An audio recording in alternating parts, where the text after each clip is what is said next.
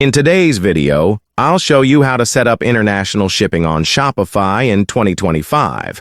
First, log into your Shopify account and go to your admin dashboard. On the bottom left, click Settings, then select Shipping and Delivery. Next, create a new shipping profile. Inside, click Add Shipping Zone.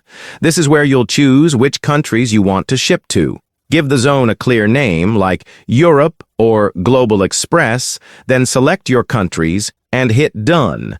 Now it's time to add rates. Click Add Rate. You can either set a flat rate or use a carrier/app for real-time calculated rates. Give your rate a simple name like Standard International or Express Global, then set your price. Finally, click Save to lock in your settings. And that's it.